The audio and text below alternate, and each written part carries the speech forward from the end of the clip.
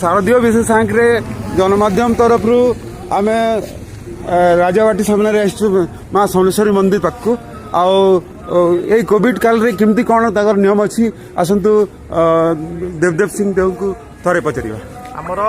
गणदेवी माँ रक्तांबरी एवं इष्टदेवी माँ समलेश्वरी अमावास्या एवं प्रतिपदा दिन आमर छत्र आसी सारी एवं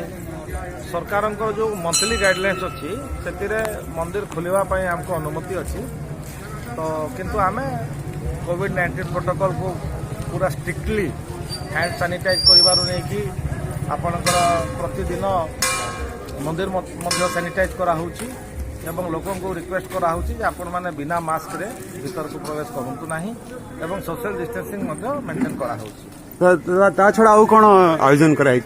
आमर देखु आमर छत्र अमावास्या दिन गणदेवी माँ रक्तंबरी आसला एवं प्रतिपदा दिन माँ समलेश्वरी छत्र आसला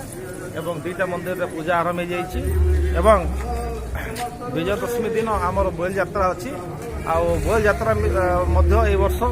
गत वर्ष जमी पब्लिक रे आम बुलवाटा निषेध कराई जेहेतु कोविड प्रोटोकॉल को आमको मानवा पड़ो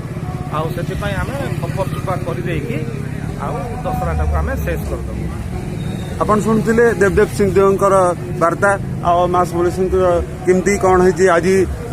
नवरात्रि प्रथम दिन रे जहाँ कहते आम जनमाध्यम परिवार तरफ देवदेव बाबू को बहुत बहुत धन्यवाद।